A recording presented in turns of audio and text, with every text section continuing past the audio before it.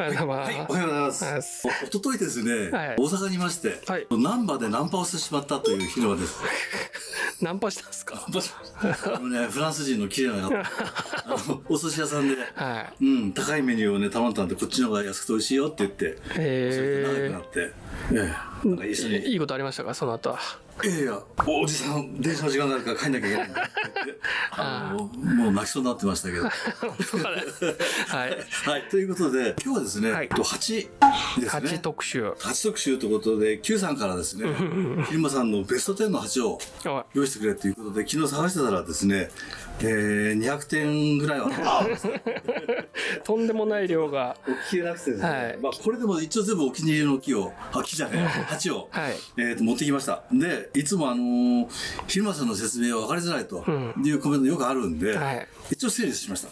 一応こんな順番で自分でも整理しないと絶対これあちこち飛ぶなと思ったんで、こんな順番で中国鉢とですね、あと絵鉢ですね、それから作家さんの鉢、古い鉢、あとは作家さんでも趣味家としてやってる方もいらっしゃるんで、ここは結構多いんで、この辺もありますし、で最後に人気の東福寺、ということで、多分ね、盆栽をやられてる方って少し経つとやっぱり鉢に凝るんですね。で、私も鉢凝りまして、もうまだ全然これのもう何倍もあるんですけど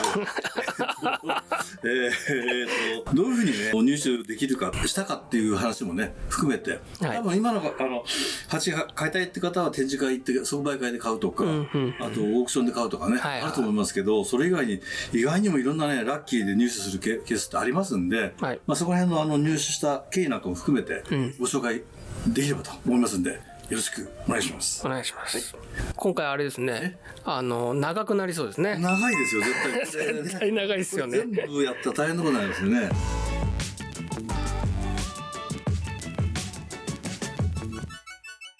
で、中国鉢は、大きくやっぱり2つに分かれてて、古い鉢はね、これはね、ちょっと政治的にはあんまりいい言葉じゃないかもしれないです。品鉢って言い方するんですね。品鉢ってあちらの中国の方から来た鉢だよって話で、それと最近の新しい鉢もいっぱいあります。で、値段が全然違うんで、だからもう両極端って感じですかね。古いのが高いっていう認識でいいですか？高いですね。で、また中国の富裕層の方のところにまた戻ってるっていうかね、買い戻しされてる、それで向こうからすればね、もともと中国の鉢だよってあると思うんですけど、小当たりとはちょっと正式にはあれですね、小当たり、中当たり、あと大正当たりってことはね嫌がる人もいるんですけど、時代によって多分江戸のいつ頃から明治のいつ頃とかが小当たり、だからあんまりそれ言って正しくないといけない言われたんで、大体でも江戸とかそっちの方まで行っちゃうぐらいで、明治とか、明治の前ですよね。で、今言った中渡りとかで、今結構主流はね、中渡りも結構多いですよね。じゃあそれが明治ぐらいになるのかな、ぐらいですかね。あんまりそこ間違えてるかもしれないんで、とにかく古い鉢と、大正渡りっていうのは多分大正時代に渡ってたんで、ということだとそのような分け方になるかなと。わかりました。で、ちょっと中国の鉢から先行きますね。で、特にお気に入りということで言うと、ここら辺がね、これ前紹介したかもしれないですね。これ容器って言って、これがね2つ同じ鉢がここにもあります。これとこれですね。上から見えますかね。もう見るからに土目というかね、古いの分かると思うんですけど。わかりますか？この古さがね。古さは分かります。だから鉢のね大事なっていうのはやっぱり古さなんですね。時代って言いますけどね。これが古さがすごく大事だと思います。これ中国かどうかって見た目で分かるもんなんですか？落款を少し私は見ますね。で、あとこれさっきねちょっとベテラン愛好家の方とも話してたんですけど、これは古いはずだねって。これは後穴みたいです。やっぱり結構ね中国の鉢ってこういう大きいやつが多いです。で大きくて偽物も結構あるんで、そこは騙されないようにしないといけないんですけど、だからこれいびつですよね、穴が。これもそうなんですけど、これは前もこれ見たことある。愛玩老人といってですね、この言葉がいっぱい書いてあるんですけど、一番後ろに愛玩老人って書いてあるということなんで、どうもこの鉢のメーカーというよりはこういうなんか文字をが書いてある、それでそういう言い方をしてるみたいなんですね。愛玩老人と。でね、買い方いろいろあるって話をしたんですけど、これはある盆栽店の即売会で買いました。でこれは、お祭りででこれは友達にもらいましたそういうパターンもあるっていうことですね。なるほど、はい、なので、非常に貴重なものなんですけど、これはだから木を植えてね写真を送ってもらえればいいよって幼馴染が言ってくれたんで大事にしてるんですけど、まあこういう鉢があります。でデイバチでいうとですね、ここら辺はこれはですねいっぱい入ってるんですよね。これいっぱい入ってるんです。これは中国鉢の古い鉢です。これがあれですね。何でしたっけもう言葉が出てこない。全然わかんないですよ。これが違うこの釉薬っていうか、これをどう忘れちゃった。後でちょっと思い出したら。なんか釉薬が特殊なんですか。そう特殊ですね。でよくあります、こういうやつが丸なんかでよくあるんですよね。楕円割と珍しいかなと思ってるんですけど、こういうのとかで、あと中国鉢はねやっぱ穴がちっちゃいねって。だからもしかしたらこういうやつももともと小さかったのかもしれない。それを大きくしたのかなと。かもしれない。でこんなのもちっちゃいですよね。そうこれはいわゆる競りに行ってですね、そこの会の会長さんが病気になっちゃったっていうことで度払いって言い方するんですけど、競りで自分の出品者が自分の値段に行かなかった時に下ろすので山とかって言って下ろす時あるんですね。でこれはもうそういう形でね病気になられてかなり重い病気だったんで全部売り切るよということだったんで、非常にお安く。でこの辺はね私はまとめて買いました。こんなのね穴がちっちゃくていろんな中に混ざってたら分かんないですね。分かんないですよね。だけどこれはねもうセットでって言ったんでもう値段忘れましたけど、でも結構いいお値段だったと思いますね。だけどこうだって作り古いですしね。だからこういうのはねもう落款いらないです、中国の古い鉢は。でここら辺は買い方の一つで、やっぱり自分がいいなと思ったら落款とかじゃなくて鉢を見て買うというのがもう非常に重要だと思います。で後で説明しますけど、偽物もあります。いい鉢になれば偽物ありますんで、それは名前で買っちゃダメだってことなんですよね。鉢を見て買えって、名前で買うな、はいということですね。前ね日本の鉢の1万円もしないような鉢を持ってる人がいて、昼間さんこれ偽物ですからねって言われたことあるんですけど、そんな安い鉢で偽物作った方が大変ですから。そう一番お高かったのはどれですか。多分ねこれが一番これ、知ってる方は知ってると思うんですけど、松古堂という、これはいわゆるデイバチの正方鉢長方鉢の代表選手みたいなものですかね。もう多分もう作りが違うの分かると思うんですけど。ちょっと電話思い出した。ちょっと電話思い出しました、今電話で思い出しました。電話が鳴ったんですよ。ナマコ。ナマコ聞いたことあるかも。さっきの青いやつナマコですね。それでも釉薬の名前じゃなくて、釉薬でしょうね。釉薬です。釉薬そうですよね。ナマコって釉薬である気がする。そうこれがナマコですね。でもたまにあります、楕円とか長方も。丸が多いですけどね。丸のこう深いやつが結構多いですよね。なるほど。この鉢ってでこれが松古堂って言って私の中ではこの中では多分松古堂と愛玩老人がやっぱ一番高いんじゃないですかね。ちょっと友達見てたらいけないんで言えないですけどでもそのね価値というよりは広間さんのやっぱお気に入りとか、そうですね。自分が見て好きなやつですもんね。そういうことですね。この2つですかね。で浜野会長はこの鉢は逆に売っちゃダメだよって。だからやっぱりこういうのないんで貴重なんでね、こういう鉢は。なるほど。でこれが今デイバチの紹介だったと思うんですね。デイバチはもう一個。これはよくわかんないです。中国鉢でこれはねそれらしく作ってあるんですけど、多分大した鉢じゃないです。そうなんだ。高そうに見える。古いしこうね丁寧だし、こんな風に彫刻されてて、だけど分厚くてね重くて多分大した鉢じゃないです。申し訳ないけど。じゃあいただいて。いやこれはね多分ねこれと一緒に買ったんじゃないかな。即売会であると展示会で高そうに見えるけど。そうなんですけどね。じゃあ今度釉薬鉢いきましょう。でこれはいわゆる青高地じゃないですね、白高地っていうやつですね。白高地とか青とかあと黄色いのもあるんですけど、こういうのはもう一番、欅って言ったら白高地っていうぐらいにこういう楕円で浅い鉢ですね。でこう真ん中がこう膨らんでるというか、これは水はけをよくなるようにこういうふうにしてるんですけど、これは結構大好きな鉢ですね。白高地、古い鉢ですよね。これはね、これも名前忘れちゃったこれよくあります、あるんですけど、これちょっと中国鉢入れていいかどうかわかんないんですけど、これももう古い鉢です。ごめんなさい、名前もわかんないし出どこもわかんないし、なんとも言えないんですけど、大野さんのとこで置いてあったんです、このでかいやつが。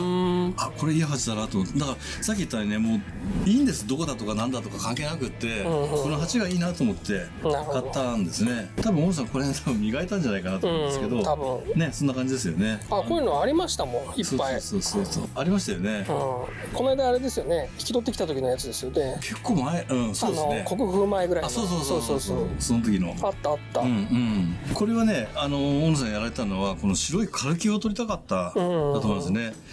鉢は古さが重要なんで、こういうところっていうのは大事だ。これ全部ピカピカじゃしょうがないんですけど、ここはカルキを取るために多分そのバフで軽く磨いたんだと思うんですね。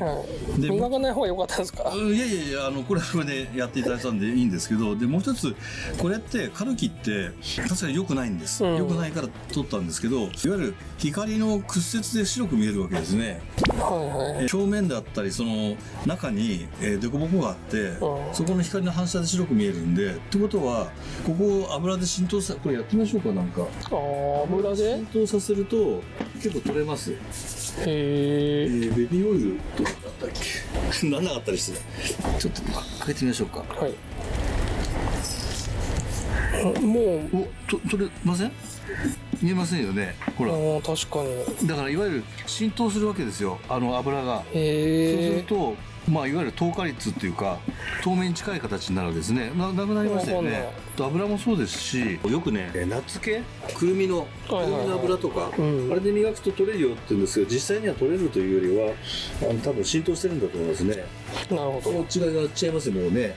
だから光の屈折率が変わるというか透明度が上がるというですかね、簡単に言うと。なるほど。ちょいちょいこういう情報も交えながら、中国の釉薬で忘れちゃならないのがまだこれもう大丈夫ですか？そう1年終わっちゃったりする。これね、金葉って言われるやつなんですけど、金葉金葉って言って、これだけ見るとなんか何気ないどれでもあるような鉢っぽいんですけど、これで結構いいです。これ結構いいですね。変だけど。これ結構いいですね。これでいいです。ちょっと足もでもちょっと特徴的ですよね。足がね。高いです。これもだから中国の古い鉢。古い鉢ですね。これどこで見分けるんですか？ここ味で見るしかないんですよね。味。ただちょっと足と変わってますよね。そうですね。で穴もちっちゃいし、だからあんまりね、また穴がちっちゃいからとかってやると騙されるんで、最後はもうこの感覚をね養ってもらうしかないんですよね。で金葉ってこれもう釉薬の名前ですよね。釉薬ですね。そうですよね。多分ね、時代も合わせた釉薬の話じゃないかな。金葉ってありますよね、釉薬で。あります。金葉という鉢なんで、多分この辺は商品盆栽やってる方なんだから、国風なんかも使える鉢ですね。これでいやー、終わりました。終わった。これが5分の1ですね。長い夜に。エバチはね、結構人気あるんです。エバチもね、言いたいところがいっぱいあるんですけど、ナンバー2。エバチです。エバチ。エバチもね、古いやつと新しいやつがあって、ちょっと古いやつから話しましょうかね。これも見るからに古そうなんですけど、ここら辺は私がずっと趣味で集めてたオクラ山って言って、神奈川の方の方かなだと思うんですけど、こういうオクラ山像と書いてある。これ初代ですね。今2代目の方もやられてます。こういうエバチですね。で結構私好きだったんで、昔私もオークション結構やってたんで結構買いました。で買ってある時でね、何か聞きつけて私のところに買いに来た人がいて、バイヤーさんが、でその方に結構売ったんで、今やったらもったいなかったなと思うんですけど、なんか古い鉢ですよね。これは上絵でこう書いてあるんですかね。ですよね、金色ね。でこれはね、ある方、私の近所の方が盆栽やってて2軒隣の家だったんですけど、はい、実家のやっぱり焼かせて割れたんで作り直したやつなんだよって言われて、割れた？なんか割れちゃったらしいんですよ。焼き、あんまりそういうこと言うとあれだけど、焼きのかけだったんですかね、なんかっていう話を聞いたものですね。ここら辺はね、もしかしたらいただいたのかもしれない。2軒隣の方だったんで。でこれもちょっとね色が黒いんで使いづらいんで珍しいですね、こういうのも。これも珍しい。だけど一回オークションでなんか見たことありましたね、これ。値段いくらぐらいするのかよくわかんないですけど、これでもこういうの怖いのが古い鉢とかに後からもかけるじゃないですか。多分上絵っぽいじゃないですか、これをね、だからその辺がね、そうですね、ちゃんと知らないと買えないですよね。そうですね。この作家さんがこういうのやってたかどうかっていうのを知ってれば買えるってことですよね。だから私もさっき言ったそのオークションで見たことあるんで、これはもう間違いないし、ここにね落款はあるんでね、ということでこれが古い奥田山さんですね。これ大野さんでなんかの時に会って「ください」って言って東尺ってやつなんですけど、東尺聞いたことありますね。これもねもっといっぱい私鉢あります。たくさん結構ここも好きで、これも東尺ですね、エバチですね。でこれぐらいのね丸だか六角だか八角だか結構いっぱいいい加減ですけど結構あって、お値段はねそんな高くなかったんですけど、ただちょっと時期なんで前お話ししたんですけど、これがちょっと木の培養にはどうかなって思いますけど、なかなかいい鉢だと思います。でここら辺がなんか見覚えありそうな勝山さんですね。長州勝山さん。勝山さん。エバチもやっぱ古い。味はね。でこれ最近人気がある堂下慶信さんの。もう絵が丁寧ですよね。いやすごい細かいですよね。このグラデーションというか非常に鉢作家の Q さんからしても多分やっぱこの線の細さと細かさですよね。そうですよね。この濃淡というかね、絵がすごく細かい慶信さんの鉢ですね。もう今私買えないんです、高くてね。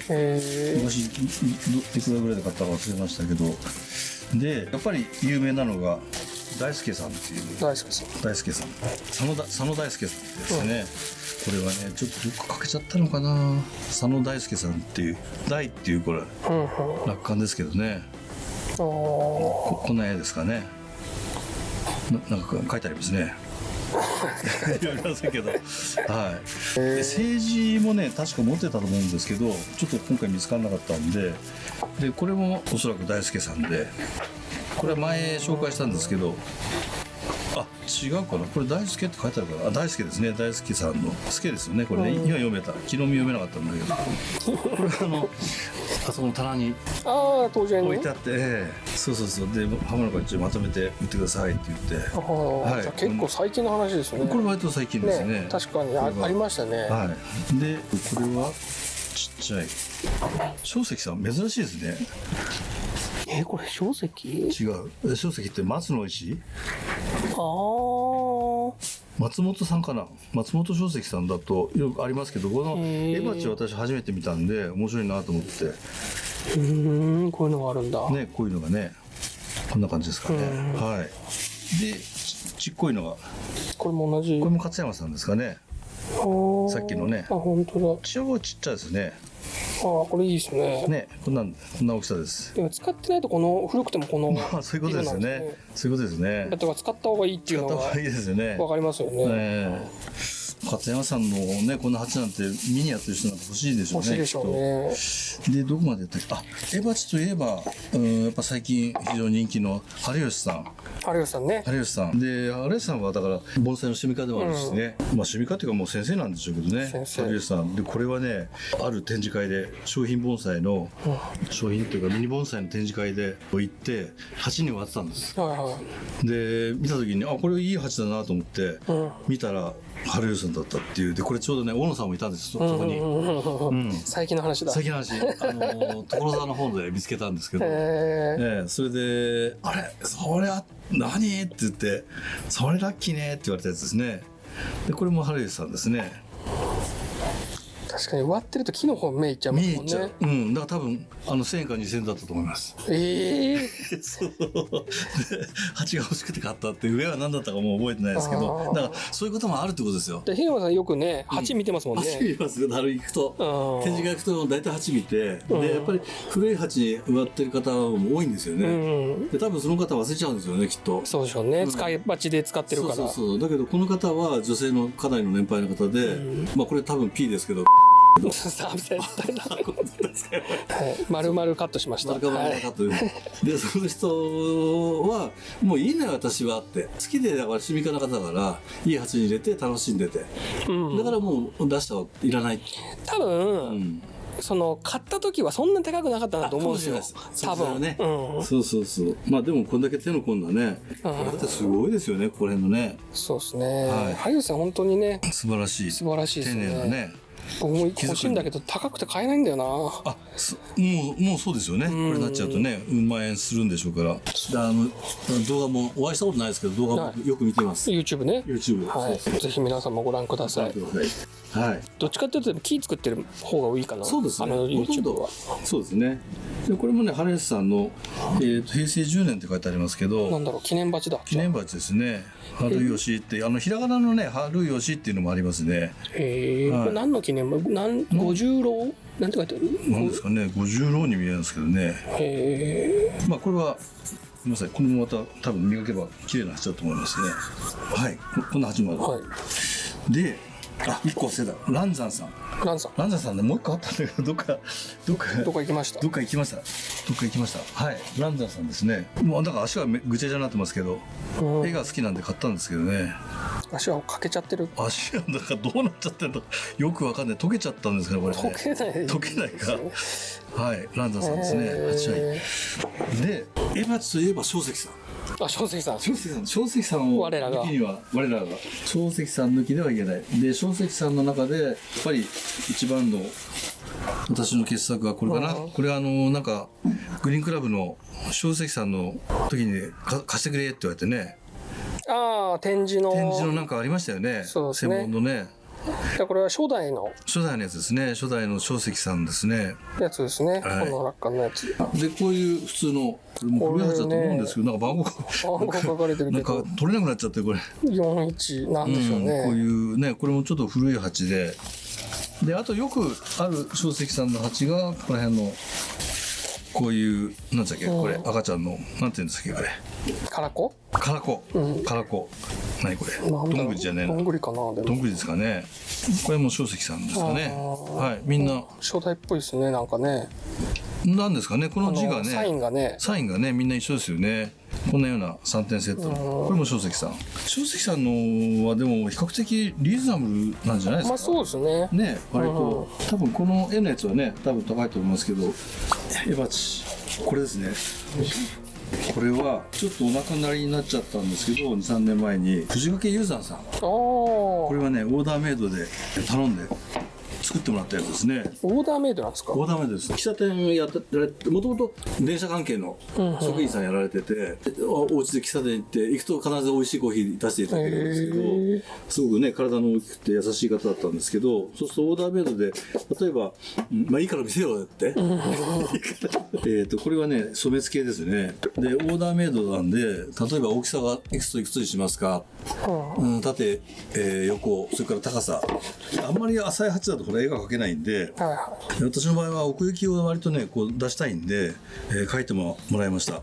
で松が多い方がいいですかとか臓器が多い方がいいですかとか、そういうリクエストを聞いてこういうふうに描いてもらいます。でまあ余白好きな人もいますけど一生懸命描いてもらいたいんで、でユーザーさんはですね細い、もう本当に細い筆でですねもう綺麗にこうやられるんですね、細かく。でね夜仕事夜行性なんですね、あの方。夜仕事をしてで朝方までやって日中寝ているとっていう方ですね。いろいろ聞いたのはちょっと細かく話せないんですけど、偽物がやっぱり結構出てきたんで、それを分からないように秘密が隠されてるらしいです。で面白いですね、この馬と。そうここもね裏まで書いていただいてっていうことでやってます。でここは段にしてくださいねとか、そこまでやってくれるんですか。でユーザーさんはね2鉢焼くんですね、割れる可能性もあるし、お気に入りかどうかっていうのがあって、成功したものを2鉢でどっちがいいですかって出してくれるんですね。で買うということで、オーダーなんでねそこそこのお値段しましたけども、非常にいい鉢を、だから今となっては本当に記念鉢ね、もうだから、そうですね。で切り箱も作ってもらって、これもすごいですよね。こんなにいっぱいなんかね、いっぱい押されてる、いっぱい押されて、でこれを閉めたところのここにも押されていてね、ここにも押すタイプ、はい、ここにも押されていて、ああ、これちっちゃいの作っとけばいいのか。ああそうですね。ちっちゃいのだから落下の種類をいろいろも変えとけばいっぱいね押しやすいんだなって、自分のあれです。すいません。はい、これも全部手書きでユーザーさん達筆なんで、この辺のあれもそうですけどね、全部書いていただいて、ユーザーさんの字ですね、これ。でって書いて、でこれは5歳って言って、これおまけにつけてくれたんですね、もう一つね、藤垣ユーザー。はい、これいいですよね。これなんかあれですね、質感がなんかマットっぽくなりましたね。マットですね。なんかだいぶ変わった感じします。買った時よりもっとテカテカしてたんですけど、ちょっとマット感出ましたね。ね、光沢がないっていうか、釉薬違うのかな。へえ、でもいいですよ。可愛い。こんな感じでね。そうで、海でね船乗ってるの書いてください。で例えばこういう切り込みだとか、どういう形にしますかとかって、すごい、そこまで。でこういうなで角の角度もそうですし、反り円っていうかこの辺の感じも大体聞いて、本当に完全オーダーで作っていただいたということですね。はい、これはお気に入りですね。これも面白いカラーで。これもなんか秘密が隠されてるらしいです。隠されてるんだ。偽物。ユーザーさんを見ればね、自分であれ偽物だとかって結構わかるみたいで、ユーザーさんのとこ行くと結構ね、お遊びでこういうのを作らせてもらえるみたいで、実は落下入ってるんですね。これ2つぐらい持ってます。こういうぐにゃぐにゃぐにゃっつってね、鉢でお遊びで作ったやつで作ったユーザーさんですね。珍しいと思いますけどね。これはね、もっとぐちゃーっていうやつがあって、ちょっと持ってきてないですけど、余った土で作ったのか。そうそんな感じ。エバチはこれぐらいですか。そうですね。エバチはこんなとこですね。1個だけ。これエバチというよりは古い鉢の染付で、ちょっとこれは私も本物かどうかわかんないんですけど、さっきの中国鉢の時に一緒に買ったその元会長さんって亡くなっちゃったんで元会長なんですけど、元はね竹本隼太っていう方がいて、これは染付って私初め見たことなかったんで、あるかどうかわかんないで、本物かどうかもわかんないです。なんかすごい。いやもうね、これはね、先ほど言った本物とか偽物とかもうどうでもいいやって、こんだけ古い鉢ですから。サビみたいなね。そうさ、鼻出そうです。この茶色を染め付けてるってことですか。いやで染め付けはだからこの絵ですよね。染め付けって何ですかね。染め付けっていうのはだからいわゆるあれですよ、絵ですよね。絵を描いたってこと。絵を描いた青いの染め付けですね。で5歳とあと赤いのがあるじゃないですか。でね、これもユーザーさんに教えてもらったやっぱり横浜の方に鉢詳しい方いるじゃないですか。そうなんですか。いるんですよ、業者の方で。その人に聞いたら竹本も染め付けあるよって言ってたんで、もしかしたらそうかなと思うんですけど、こういう鉢もありますと。はい。